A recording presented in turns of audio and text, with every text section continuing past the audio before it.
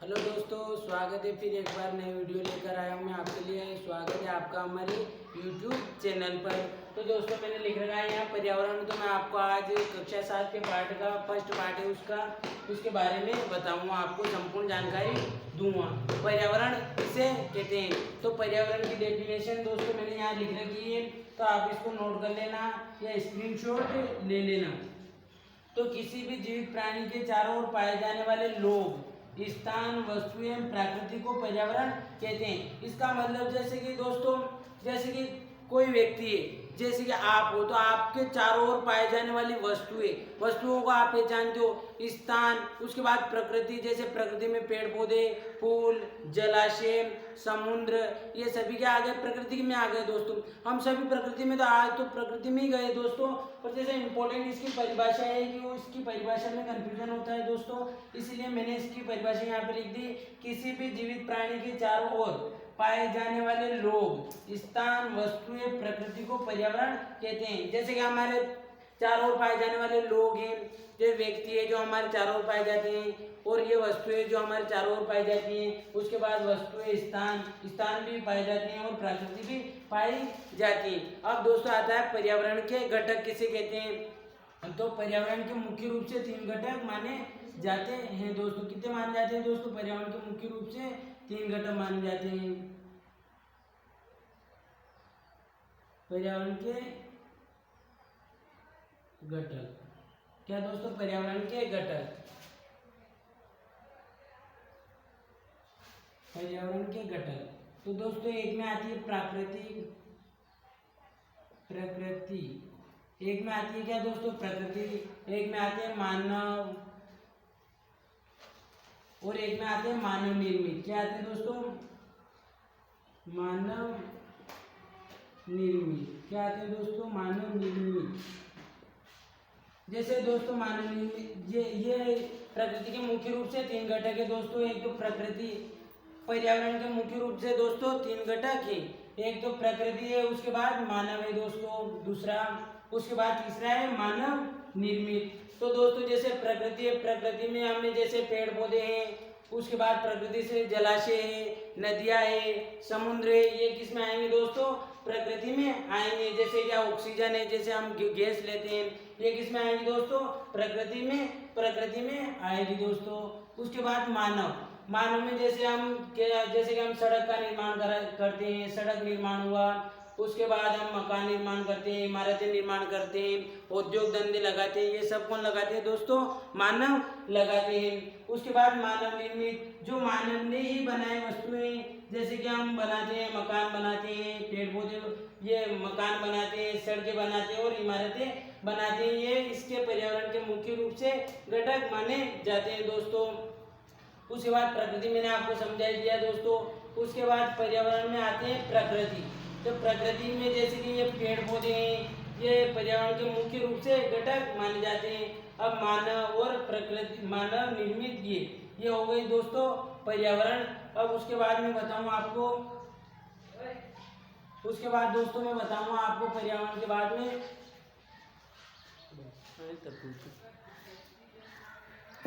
Hello दोस्तों, कुछ technical problem आ गई थी, इसलिए मुझे वीडियो बीच में रोकना पड़ा।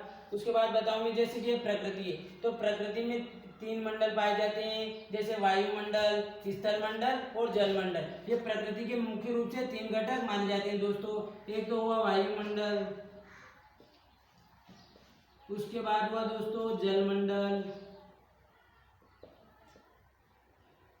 उसके बाद हुआ स्थल मंडल, ये हुआ ना दोस्तों। तो ये तीनों प्रकृति के मुख्य रूप से घटक माने जाते हैं। तो ये तीनों मिलकर काय का निर्माण करते हैं दोस्तों? जैव मंडल का निर्माण करते हैं। काय का निर्माण करते हैं दोस्तों?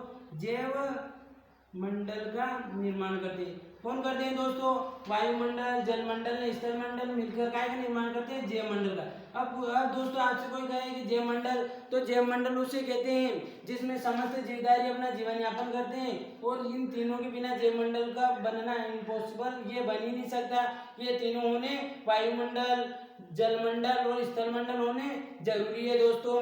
तो अब आपसे कोई पूछे कि वायुमंडल किसे कहते हैं, तो वायुमंडल उसे कहते हैं जो पृथ्वी के ऊपर एक आवरण होता है पतली परत का, उसे वायुमंडल कहते हैं। और जलमंडल, जहाँ दोस्तों जल का क्षेत्र होता है उसे जलमंडल कहते हैं। जैसे जल का क्षेत्र नदियाँ होती हैं, तालाब होते हैं, सरोवर होते हैं, झीलें होती है, समुद्र होती है, ये सब क्या होते हैं दोस्तों, जलमंडल के क्षेत्र के अंतर्गत आते हैं। उसके बाद दोस्तों स्थलमंडल, स्थलमंडल किसे कहते हैं, तो स्थलमंडल पृथ्वी की ऊपरी परत या परपट्टी, पृथ्वी की ऊपरी परत जिसपे मृदा भूमि जैसे मिट्टी होती है ना दोस्तों, मिट्टी, इसके ऊपर पेड़ पौधे लगे हुए होते हैं, और ये क्या कहलाती है दोस्तों, स्थलमंडल कहलाती है। अब जलमंडल, जहाँ जल का क्षेत्र होगा दोस्तों वो क्या कहलाएगी, जलमंडल कहलाएगी। अब वायुमंडल किसे कहेंगे दोस्तों, जो पृथ्वी की पतली परत होती है जिसपे वायु होती है, जिसे वायुमंडल कहा जाता है दोस्तों। आप जैसे इनकी डेफिनेशन की आपको जरूरत हो ना दोस्तों,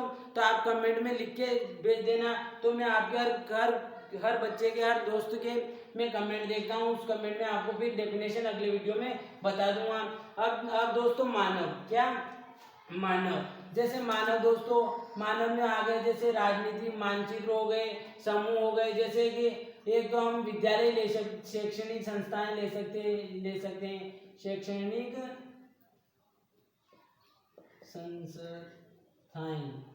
संस्थाएं ले सकते हैं दोस्तों।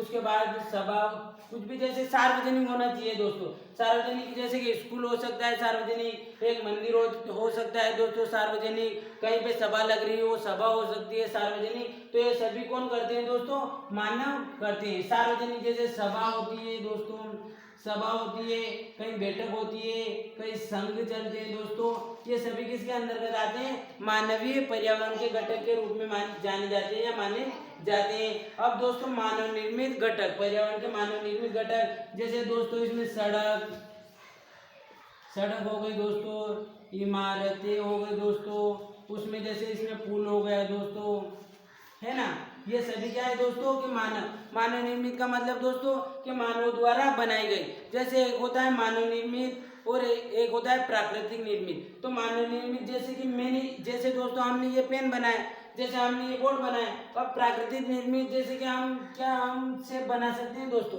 क्या हम एप्पल बना सकते हैं, सेब फल बना सकते हैं, नहीं बना सकते ना दोस्तों। क्या हम केला बना सकते हैं, नहीं बना सकते। किसने बनाया, वो प्रकृति ने बनाया। तो प्राकृतिक निर्मित पर्यावरण के प्रकृति निर्मित पर्यावरण का घटक होगा ना दोस्तों। अब आशा करता हूँ आपके यहाँ तक समझ में आ गया होगा। समझ में ना आए, जो भी आपके इसमें समझ में नहीं आए दोस्तों, वो आप मेरे इस कमेंट में लिख देना आप, तो मैं उसमें आपको समझाऊंगा।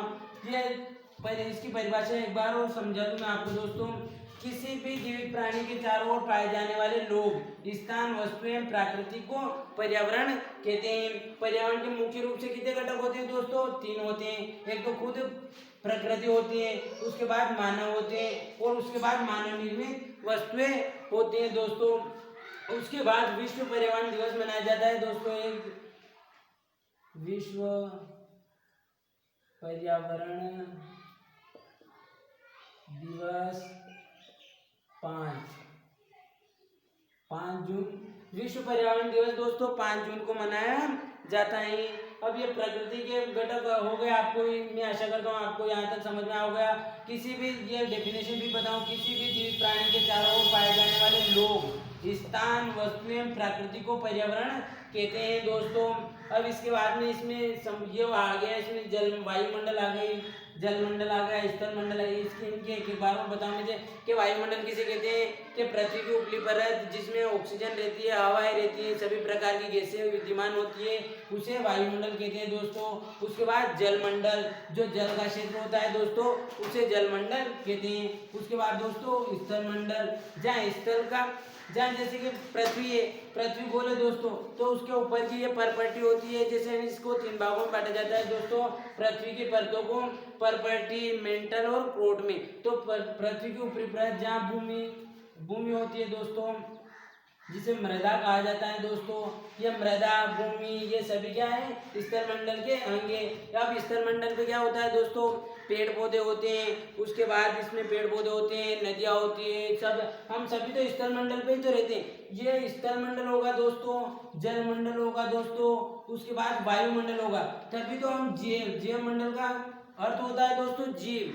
जहाँ जीव विद्यमान होगा, जैसे जीव, हम एक जीव है दोस्तों, तो हम यहाँ एक जीव विद्यमान होगा दोस्तों। और पर्यावरण दिवस कब मनाया जाता है दोस्तों? विश्व पर्यावरण दिवस 5 जून को मनाया जाता है। अब दोस्तों इस आपके इस कक्षा की बुक में एक और चीज दी गई है कि पारितंत्र किसे कहते हैं।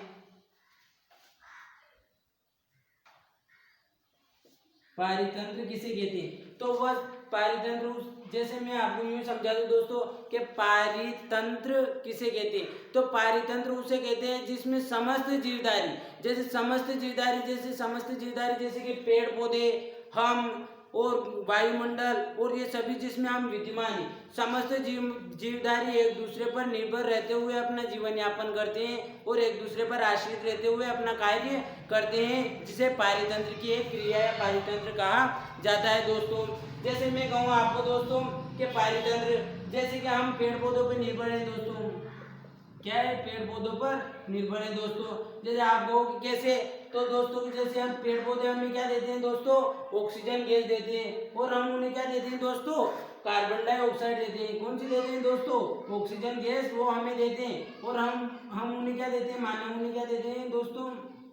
मानव उन्हें यह कार्बन डाइऑक्साइड देते हैं दोस्तों। तो ये यहाँ तक आप लीजिए, जैसे कि हम इन पर निर्भर है और वो हम पर निर्भर है, इसे कहते हैं दोस्तों पारितंत्र। अब जैसे कि इसे ये पर्यावरण किस शब्द से बना है? ये पर्यावरण एक शब्द से बना है जिसका नाम है दोस्तों इन्वायरमेंट। इस शब्द से बना है दोस्तों, कैसे बना है? इन्वायरमेंट शब्द से बना है, जिसका अर्थ होता है दोस्तों, ये फ्रेंच भाषा का शब्द है, जिसका अर्थ होता है पड़ोस। क्या होता है दोस्तों? पड़ोस। इसका अर्थ होता है दोस्तों पड़ोस। पड़ोस का मतलब आप सभी समझते हो दोस्तों, जैसे हमारा घर है और घर के आसपास जो भी रहते हैं हमारे पड़ोसी वड़ोसी हुए, तो वो पड़ोस हो गया। तो वो सभी, फिर ये डेफिनेशन में आता हूँ दोस्तों में, कि किसी भी जीवित प्राणी के चारों ओर पाए जाने वाले लोग, स्थान, वस्तुएं और ये प्रकृति सभी मिलकर काय का निर्माण करते हैं दोस्तों? पर्यावरण का निर्माण करते हैं दोस्तों। अब मैं फिर दोबारा बताऊं आपको कि पर्यावरण के घटक मुख्य रूप से 3 पर्यावरण के घटक, प्रकृति, मानव और मानव निर्मित। ये 3 प्रकृति घटक और प्रकृति के भी 3 घटक होते हैं, वायुमंडल, जलमंडल और स्थल मंडल। अब वायुमंडल किसे कहते हैं दोस्तों? कि पृथ्वी के ऊपर एक परत होती है, पतली हवा की एक परत होती है जिसे वायुमंडल कहते हैं, जिसमें गैसीय विद्यमान होती है। अब जलमंडल किसे कहते हैं दोस्तों? जहाँ जल का क्षेत्र होता है, जैसे तालाब हुई, नदी हुई, समुद्र हुआ, ये सब काय के क्षेत्र में आ जाएंगे? जलमंडल के क्षेत्र में आ जाएंगे। उसके बाद स्थल मंडल, जिसपे पेड़ पौधे, हम निवास करते हैं, मकान बनाते हैं, इमारतें बनाते हैं, सड़क बनाते हैं, पुल बनाते हैं, ये सभी किस में आ जाएंगे दोस्तों? स्थल मंडल में आ जाएंगे दोस्तों। अब दोस्तों जयमंडल, ये तीनों मिलकर काय का निर्माण करते हैं? जयमंडल का। दोस्तों जैसे कि आपसे मैं कहूँ क्या ऑक्सीजन नहीं होगी तो क्या हम जीवित रह सकते हैं? नहीं रह सकते दोस्तों।